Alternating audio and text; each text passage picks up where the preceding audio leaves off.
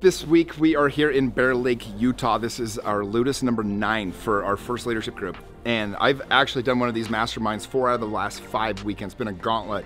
But what's been really fun is to watch the influence of this group on all the other groups that we have launched now. So you can see we're kind of basically up here in the clouds, up at this cabin. This can be, is one of the only Luduses we do in the snow. And so we got a lot of fun activities planned. And then because we're so close to Christmas, I wanted to include the wives and girlfriends. So we're actually gonna do a Christmas party on Saturday, a little black tie gala that we're doing, a little black tie dinner. So I'm super pumped for this weekend though. The guys have been chomping at the bit to get together. So we're gonna have some fun.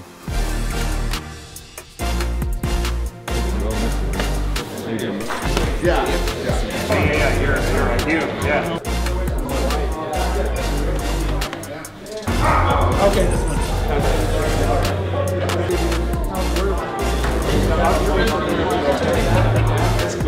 But this screw on the side, right? Yeah.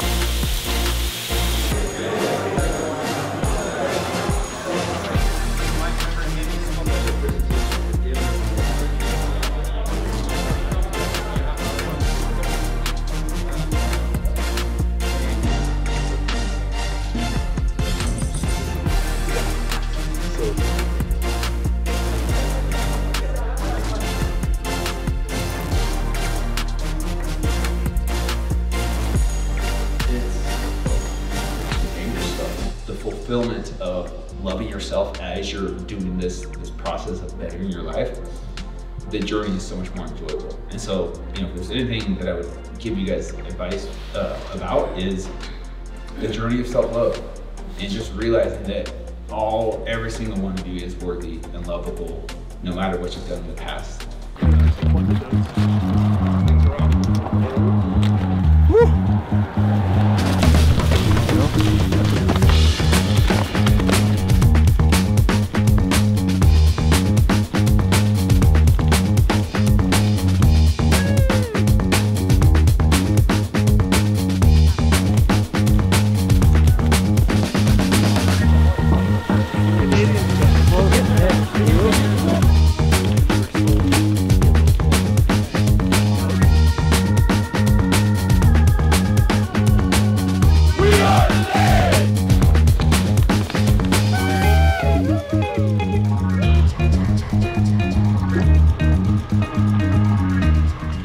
Today I've got a couple special guests coming to speak to us, and these are 2 close friends of mine, both of which lost their wife one was earlier this year in May, one was about 1.5 years ago, my friend Mason, my friend Chandler. And the reason I want these guys to come and speak to the group is because there's something about death, about just making us aware of our own mortality, about not taking things for granted, about, you know, being present in the moment, that this is the only moment that we get.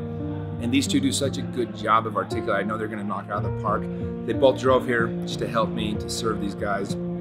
And I think it's gonna be a powerful afternoon. It's gonna be a little bit heavy, so tonight we're probably gonna play some games and hang out. We had a heavy night last night as well. And I want these guys going back for the Christmas party in high spirits. And so we're gonna dig into that, and then we'll go from there tonight. My wife had gone in for a regular checkup, and they said she needed a colonoscopy because of a couple of weird symptoms she was dealing with, and she was diagnosed with colon cancer. Everything fell apart. I was angry, sad, mad, we all were. Had some family friends that they came and planted some tulips, and they said, look, when the winter ends, like, flowers gonna come out, you know, like, we're gonna get through chemo. Things are going to work out, and they did. And that summer, we just lived it up. We were boating every day, we were hiking, we were giving all the time to our family, and the week we were moving into our dream house, Maddie went in for regular blood work, and the cancer had come back. He said it's peritoneal carcinomatosis, and you have 6 months, hopefully, to live. And this is my wife, no signs, healthy body. She had run a triathlon weeks before her original diagnosis, and we just hung in there. She showed up for the kids every day.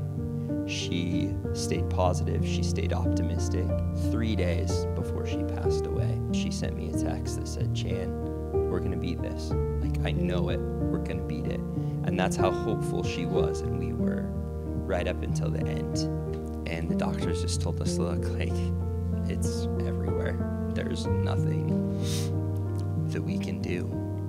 And she went from being so hopeful to immediately, Chan, this is it, and this is what you need to do. This is what's going to happen. This is what the kids need. From this place of hope to this place of peace in seconds. And she asked to have the kids come in, and I think it was probably the most difficult part, was bringing my 2 kids in and having her explain that she wasn't going to be there and where they could look to recognize her in their lives. The kids cried, and then it clicked for them, and they loved on her, and we made the decision to bring her back home for the last couple days of her life. Every day, all day, the rest of my life, I will think about Maddie, and I will love Maddie. Every day, every other day, I still have breakdowns, and I figured out how to manage them, so I do them when I work out, and I turn on the songs, and I let the emotions come and go, but I'll have that forever.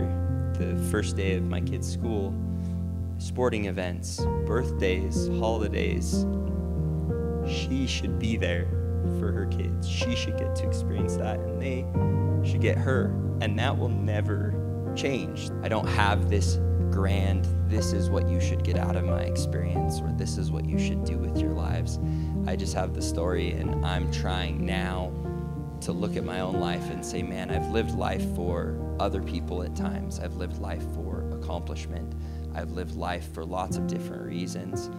But after going through this, at this point, I'm living life just to try and live life in a way that I'll be proud of when I get to the end, because I don't know when that is, and it could be a lot sooner than I think. And on that Sunday coming back, my brother Race was driving my family, and a big sandstorm kicked up in Fillmore, Utah, and it engulfed the highway, and it killed 8 people. And 5 of those 8 people were my family. And I entered this fight that I can't win. And not only can you not win, you're gonna get your ass, like, you just wake up, you get your ass kicked. And I think one of the best things I can do for my family is just go the distance and not throw in the white towel and try to finish this thing. I've had some dark moments where the other side just sounds better. I have a lot of people over there, and it'd be so nice if I could just not be here anymore. Having a group like this to be a part of is really valuable, and if I would have had something like this when the accident happened with my family, I had tremendous support, but there's power in being vulnerable. And like I said it at the beginning, we all have something. We can pass this mic around. Grief, it's a life sentence. I mean, he said it perfectly. Like, you're done for the rest, like, you're sad the rest of your life.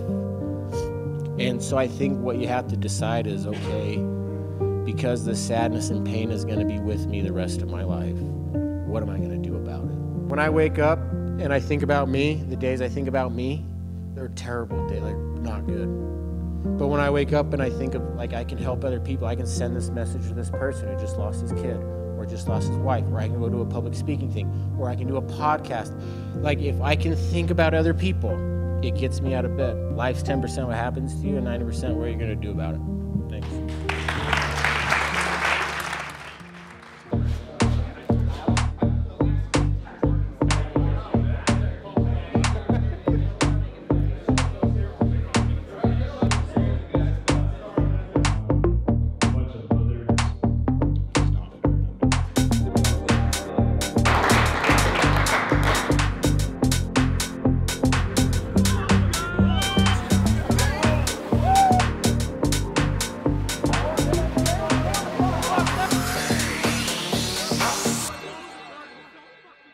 super happy to announce this is our new We Are the They headquarters. As you can see, this warehouse, we turned it into a black tie gala for tonight. My assistant Bailey totally crushed it.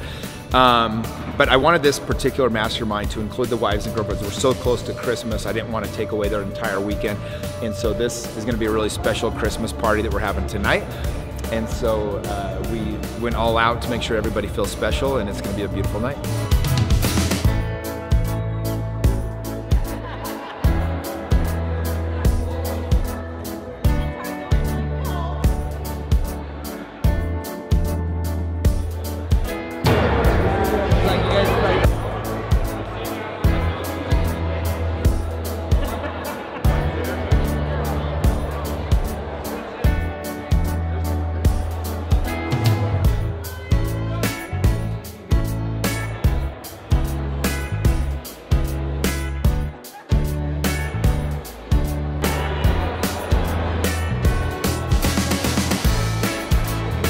Part of We Are the They. We're very big on helping make a difference for people around the community. And this group, Children of the Earth, is a very special organization. And I'm going to actually turn it over to our friend Jody so she can kind of talk a little bit about the organization, what they do, and who we are working with here tonight. So Jody. Thank you. First of all, I'd like to thank all of you. And Jimmy, thank you. I'm going to try not to cry, but we're 100% volunteer. Okay, there's not one paid person on our staff. We have no overhead. So everything that we do, we all have full-time jobs and we do this. And obviously you can see why, because we get to hang out with these kids. There's an envelope for every couple or every person to grab one of those. And inside of that has one of the children with, again, $200. And then their wish list of what they want. These families all work, they all have jobs.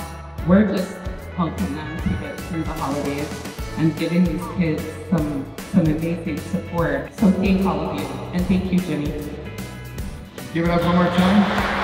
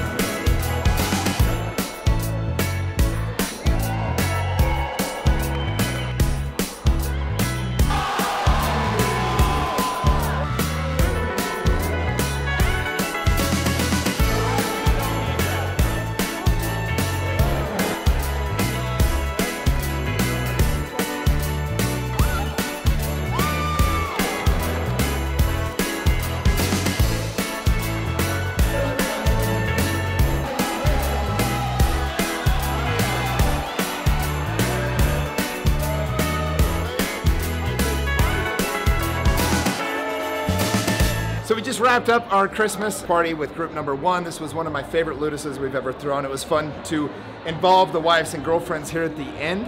As you saw, the team really came together. Really cool to partner as well with Children of the Earth. These kids all have terminal illnesses, and this tree that we have over here is every one of those kids we're going to give Christmas to. We've sponsored 40 kids this year, and so it just feels good to be able to give a little bit back this time of year. And everybody have a Merry Christmas.